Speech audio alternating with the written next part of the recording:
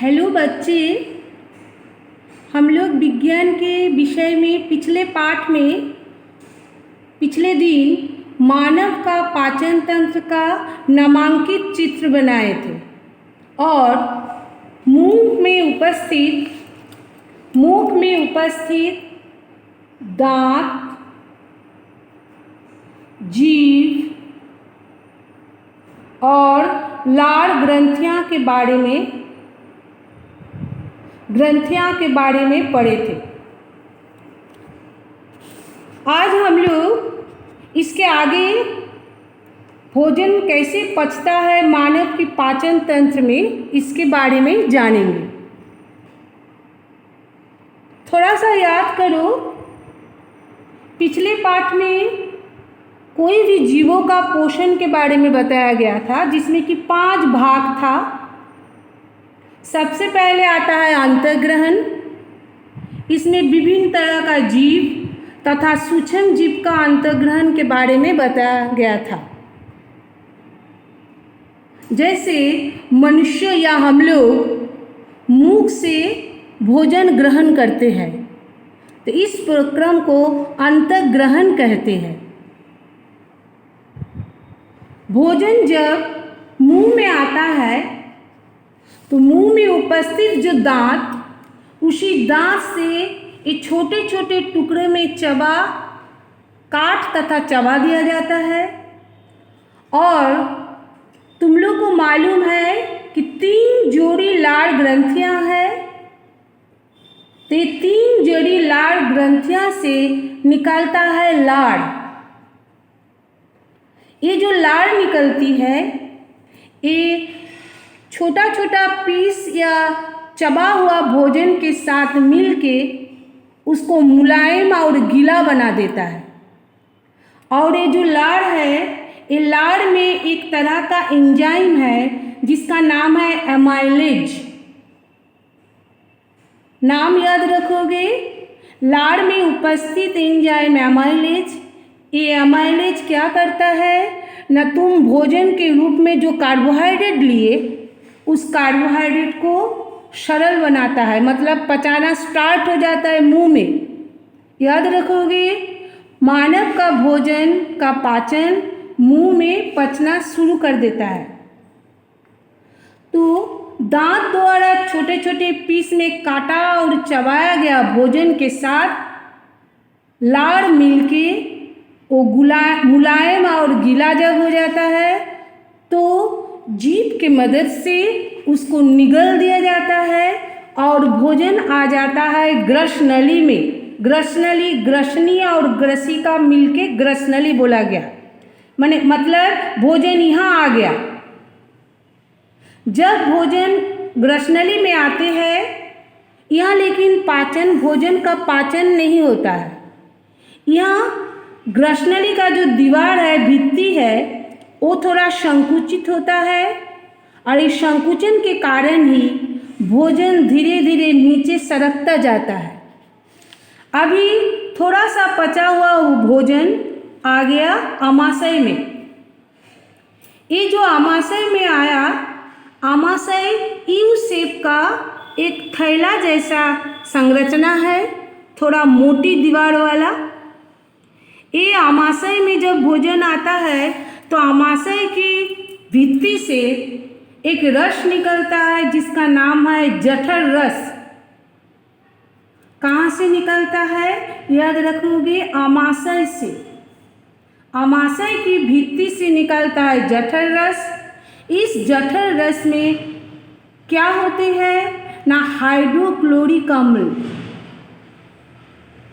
Hydrochloric नाम थोड़ा सा देखोगे, हाइड्रोक्लोरिक अम्ल HCl इसका संक्षिप्त सूत्र है। और है क्या ना, पाचक रस, जो कि आमाशय से निकलता है। जब भोजन आमाशय में आया, आमाशय के आने के बाद ये 2 जो निकलता है, इसमें हाइड्रोक्लोरिक अम्ल क्या करते हैं, भोजन में उपस्थित जीवाणु को नष्ट कर देता है हाइड्रोक्लोरिक अम्ल। और पाचक रस क्या करते हैं ना ये जो अम्लीय माध्यम हो गया भोजन का, ये हाइड्रोक्लोरिक अम्ल के कारण ये पाचक रस अभी भोजन में उपस्थित कार्बोहाइड्रेट, प्रोटीन, वसा सबों को पचाते हैं। पचाना मतलब सरल पदार्थ में बदलना। जो तुम जटिल के रूप में हम भोजन के रूप में ग्रहण किए, उसको सरल पदार्थ में बदलना ही है पाचन। ये पहले तुम लोग को बताया गया था। इसके बाद मतलब ये आमाशय में तुम्हारा भोजन कुछ पच गया। अभी ये आमाशय में पचने के बाद थोड़ा थोड़ा पचा हुआ भोजन नीचे आने लगते हैं। दूसरा छोर पे देखो छोटी आंत है, तो छोटी आंत के जब शुरू में आते हैं, यहाँ पर मान लो जब आया तो छोटी आंत में आने के बाद छोटी आंत का दीवार से भी एक रस निकलता है जिसका नाम है आंत्र रस। ये कहाँ से निकलता है ना? छोटी आंत से। छोटी आंत का और एक नाम है क्षुद्रांत, उसको भी याद रखोगे। तो इस छोटी आंत से निकलता है आंत्र रस। ये आंत्र रस छोड़ के अच्छा से देखो और कुछ भी भोजन में मिलता है। जैसे इधर से जब भोजन आते हैं तो हमारे शरीर में उस दिन पिछले दिन बताया गया था यकृत है, जो कि शरीर का सबसे बड़ा ग्रंथि है। यकृत से एक रस निकलता है जिसका नाम है पित्त रस। तो ये पित्त रस पित्तवाशय में जमा होकर रहता है और वही पित्त नौली द्वारा भोजन के साथ मिल जाता है। ये पित्त रस क्या करते हैं न? भोजन में उपस्थित वसा को पचाने में मदद करता है। तो आंत रस तो हुआ, और एक क्या आता है न? पित्त रस।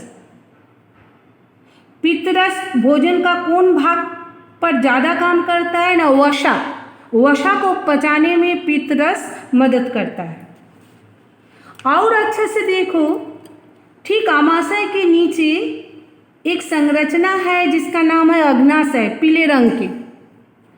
उससे भी एक रस निकलता है जिसका नाम है अग्नाशयिक रस। चूंकि अग्नाशय इसीलिए नाम हो गया अग्नाशयिक रस। तो अग्नाशय से निकलता है पित्त रस, इसको लिख देते हैं यकृत याद रखने के लिए, और अग्नाशय से निकलता है, याद रखोगे, अग्नाशयिक रस। अग्नाशयिक रस ये जो है ये विशेष करके कार्बोहाइड्रेट हम संक्षिप्त में लिख रहे हैं और प्रोटीन पर काम करता है। जो प्रोटीन तुम खाए उस पर काम करता है अग्नाशयिक रस। मतलब क्या हुआ, जब भोजन छोटी आंत में पहुंचा तो छोटी आंत का दीवार से आंतरस, यकृत से पित्तरस और अग्नाशय से अग्नाशयिक रस तीनों मिलके भोजन पर काम करता है और भोजन के जटिल पदार्थ को सरल पदार्थ में बदल देते हैं। मतलब पाचन भरपूर शुरू हो जाता है। यहाँ अभी जब ये भोजन छोटी आंत के निचले भाग में आके पहुँचते हैं, यहाँ पर मान लो आ गया, छोटी आंत के निचले भाग में आते हैं, तब भोजन का पाचन संपूर्ण हो जाता है। यहाँ पाचन क्रिया पूर्ण रूप से संपन्न हो जाता है छोटी आंत में। एक बात याद रखोगे, छोटी आंत में पाचन होता है और साथ में पोषण का और एक क्रिया है अवशोषण, ये भी छोटी आंत में होता है। इसको हम लोग अगले दिन पढ़ेंगे। आज हम लोग पाचन तक ही रखते हैं। मतलब अगर क्वेश्चन आता है कि मानव पाचन तंत्र में पाचन क्रिया कहाँ संपूर्ण होता है, तो छोटी आंत में ही संपूर्ण होता है। चलो इस क्रिया को एक बार हल्का सा दोहरा देते हैं कि मानव में पाचन कैसे होता है।